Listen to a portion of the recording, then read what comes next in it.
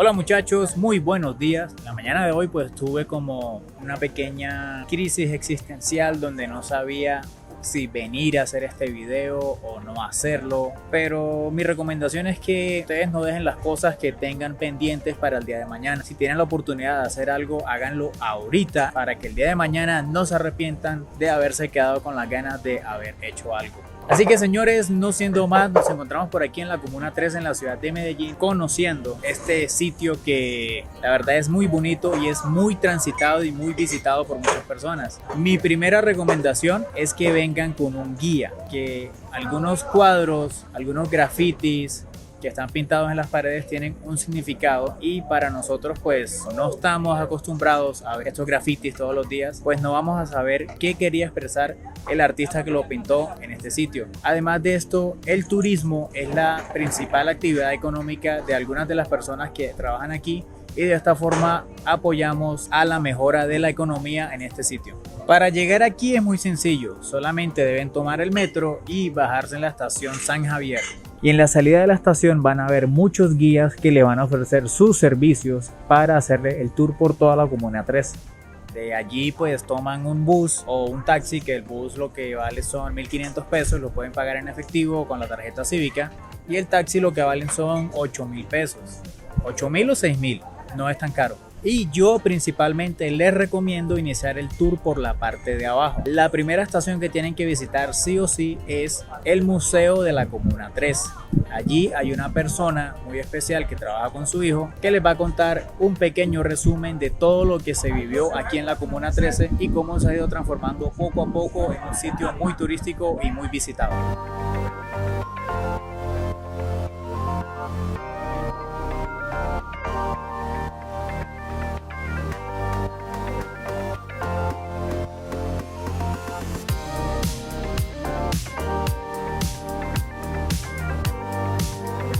Hey muchachos, estamos en una cancha donde Maluma grabó la canción que se llama 11 PM. Igual es un sitio muy turístico. Si no saben cuál es la canción, aquí le dejo las imágenes para que vean y se las voy a cantar para que no me pongan derechos de autor. ¿Cómo hacerte entender que conmigo tú te ves mejor? En mi carro tú te ves mejor. El coche huele a Cristian. Bueno, esa canción la grabaron aquí, una parte.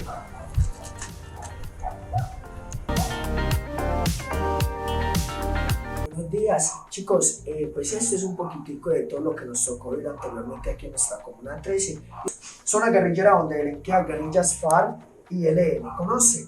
Grupos terroristas que en la parte alta ponían .50, Galí, AK-47, lanzagranadas y francotiradores, armamento pesado en el techito. El 21 de mayo del 2002 se realizó una operación, se llama Mariscal, se realiza en la presidencia del señor Pastrana. Esta operación tuvo una duración de combate de 4 de la tarde a 6 de la mañana del siguiente día, constante balacera, en donde se tuvieron que sacar afiches como estos: ni un civil, ni un militar, ni un guerrillero, ni un muerto más, y trapos blancos pidiendo un cese al fuego por la cantidad de muertos, heridos, llanto y grito en las viviendas. Esta operación Mariscal no tuvo éxito, chicos, hasta que llega este señor, Álvaro Uribe Vélez.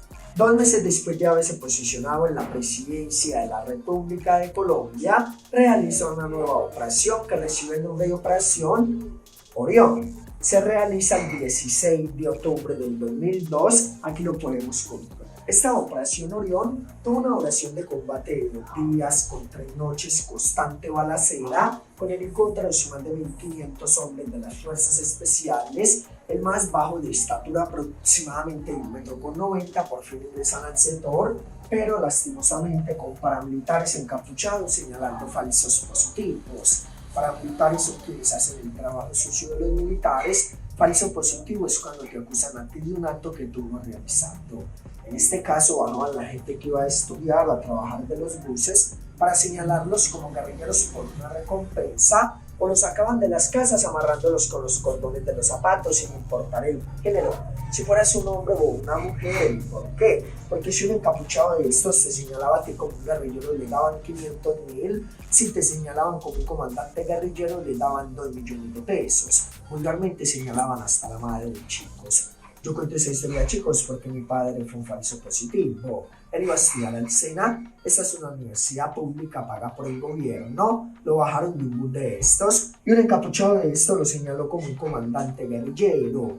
Él asustado, llorando, con los cuadernos en las manos, tratando de demostrarles qué era lo que realizaba. Lo llevaron con 370 detenidos a una cárcel de Bellavista, chicos, tenaz de mera investigación donde casi se vuelve loco. 11 meses. A esa prisión le caen aguas negras por todos lados y el hacinamiento ni hablar. Un patio diseñado para 350 reclusos máximo, en el que mi padre estaba, había más de 2.500. Les tocaba dormir en los baños, en los pasillos. Eso es una cosa real, aterradora.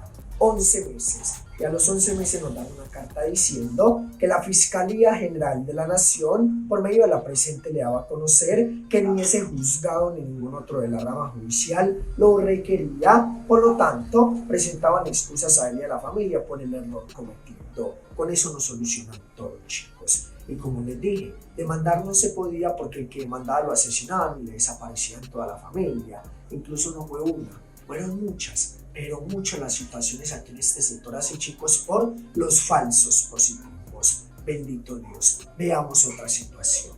Está la Escombrera. Es la fosa común más grande de Sudamérica, pero si leemos en internet, la fosa común más grande de Sudamérica se encuentra ubicada en Chile y es la del señor Augusto Pinochet, la del dictador, y que esa solo tiene 92 víctimas fatales. Cifras irreales que benefician y ayudan a quienes investigan, pero no concuerdan con la cantidad de víctimas que reclaman todas estas familias con todos estos actos simbólicos. Y el 16 de octubre se cumplieron 19 años de impunidad y la respuesta aún sigue siendo esta, chicos. Llanto y desesperación porque no le solucionan absolutamente nada. Chicos, en la fosa común de aquí, la comuna 13, se encuentran aproximadamente 2.000 a 4.000 víctimas fatales que aún no han sido encontradas hasta el momento. Vemos a líderes comunitarios como este señor, Luis Arturo Holguín. Este señor fue quien más trabajó y se esforzó por el desarrollo de la comunidad y la guerrilla lo asesinó, lastimosamente. Porque una de las cosas que él le rechazaba y le reclamaba era esta, chicos. De 6, 7, 8, 9 años los niños jugaban así, viendo un margen de violencia con armas de madera, pero ya de 10, 11, 12, 13, 14 años los niños ya jugaban así. Ya pudo haber una arma de los hermanos en esa foto, ya eran completamente unos criminales, porque en cualquier momento, a todo momento, por un callejón como el que estamos viendo aquí al frente o por esta calle, la guerrilla aparecía con una persona amarrada de las manos y de la nuca. En un punto como la canchita que acabamos de ver aquí abajo, que anteriormente era de tierra, los arrodillaban y ponían aquí un niño como eso, le dispararon en la cabeza. Esa era como la práctica para ellos reclutarlos en sus filas. Observémoslo aquí, chicos. Esta era la canchita anteriormente, amarrados de las manos adelante, amarrados de las manos atrás. En esta fotografía evidenciamos que aún rodeábamos un muerto para mirarlo porque era algo curioso. Aquí ya no, la muerte en este sector se vuelve una completa normalidad y de tal magnitud que donde hacían las barreras de carros quemados que les expliqué al inicio, chicos, se llama Escuela del 20 de Julio. Esa es la primerita que nos encontramos entrando al sector. Los niños que estudiaban allí les tocaba pasar encima de los muertos para poder entrar a estudiar. Era tenaz la mortandad que en este lugar, chicos. Vemos el esfuerzo de este líder comunitario Luis Arturo Holguín, a pesar de que fue asesinado no fue en vano, y a través de otros líderes comunitarios como Socorro Mosquera, Paula de las Berracas, encontramos la transformación. Chicos, las Berracas son madres cabeza de hogar que en la parte alta tienen un restaurante con una comida fenomenal por si de pronto algún día desean llegar a degustar allí. Ladrillo a ladrillo, reconstruimos nuevamente la comunidad, al fin viendo el deporte, la recreación, el arte y la cultura. Lo más importante y lo que más nos conmueve y nos incita a seguir es que la niñez y la juventud ya no nos centramos en toda esa violencia, sino en algo positivo como esto. La honra y la gloria también será para ellos principalmente. Y etapas 1, 2, 3, 4, 5 y 6 de nuestra comuna. la cual era impensable, inimaginable para todos los que sobrevivieron a toda esta violencia. Tener la comuna que hoy tenemos se logra gracias a ustedes, chicos, que 300 visitantes en un fin de semana nos visitan 10.000, 12.000 al sector, ubicándonos en el tercer lugar a nivel mundial después de Dubái como una de las zonas más turísticas, y recibiendo esta la ciudad de Medellín el reconocimiento a la más innovadora del mundo por el proyecto Escalas Eléctricas. Primero fue el metro de Medellín y después el proyecto Escalas Eléctricas. Gracias, chicos, por venir. Siempre bienvenidos, y no se les olvide que tienen que venir a la Comuna 13 a conocer esta historia. Dios los bendiga. Mi recomendación es que cuando inicien el recorrido pasen primero al Museo de la Comuna 13, que aquí se encuentran con el joven Jean Paul, que fue el que nos dio la entrevista, o con su papá, que lamentablemente pues fue un falso positivo. Y ellos le van a contar toda la historia de la comuna y la transformación que ha tenido durante este tiempo. También encuentran una serie de recuerdos de aquí del museo.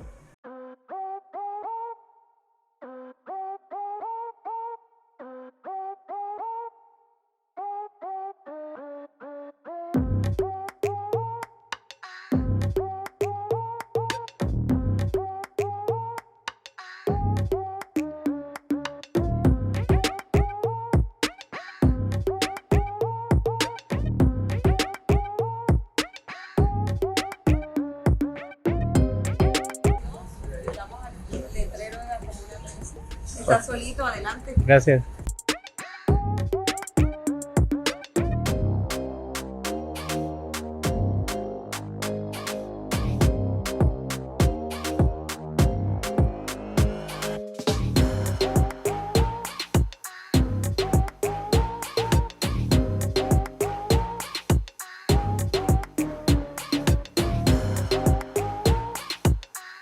Bueno, muchachos, las escaleras eléctricas fue una donación que se hizo parte de Japón por Rusia, gestionado por la alcaldía de Medellín.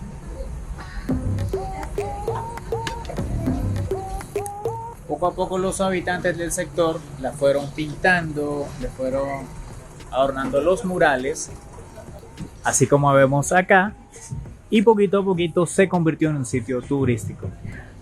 Las escaleras eléctricas están conformados por 6 tramos de escaleras eléctricas.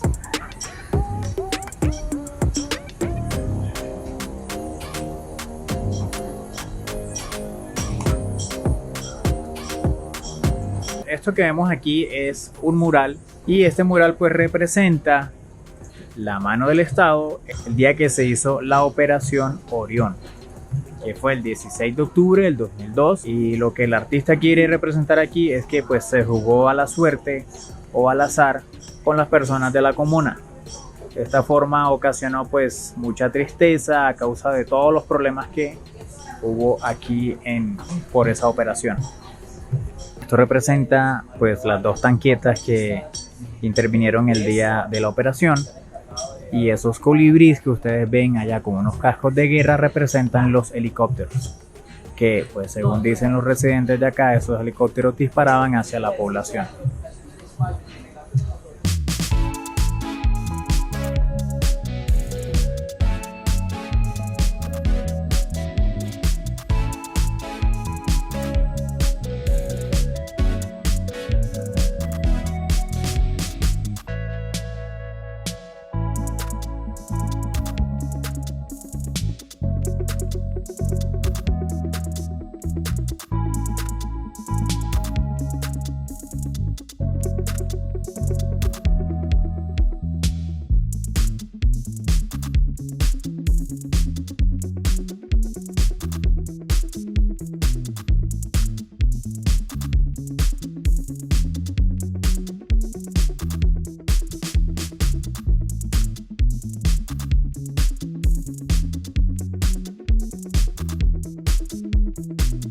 Bueno, muchachos, esa línea amarilla que ustedes ven ahí, pues toda esa carretera o este camino es un viaducto. Ese viaducto fue construido por la alcaldía de Medellín para facilitar el tránsito de las personas que vivían en este sector.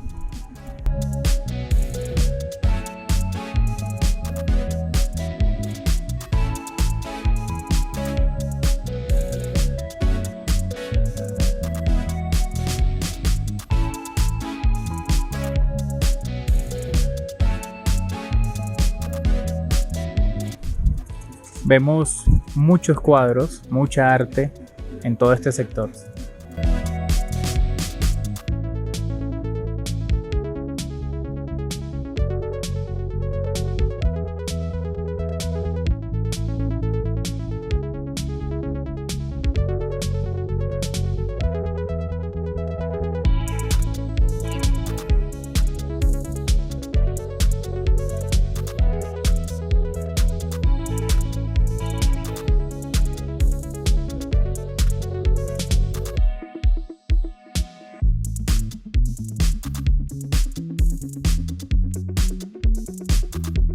Nosotros empezamos el tour allá donde se ven las cometas y la cancha de fútbol. Y ahora estamos por acá arriba. También vemos mucho turista extranjero. Eso es súper bueno.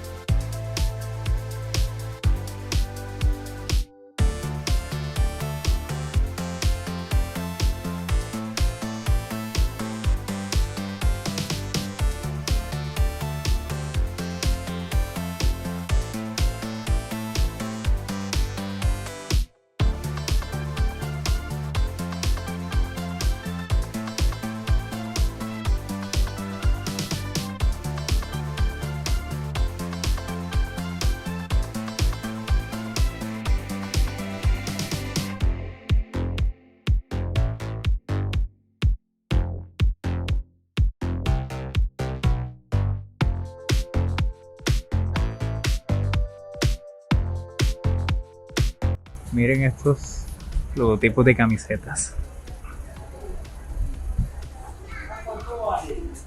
Bueno, señores, hemos llegado al final de este video. Por favor, no olvides suscribirte y dejar un like para que no te aplacen. Ya saben que si vienen a Medellín, tienen que visitar la Comuna 13. Así que nos vemos en otra ocasión. ¡Viva Colombia! Soy Marinero. Hasta luego.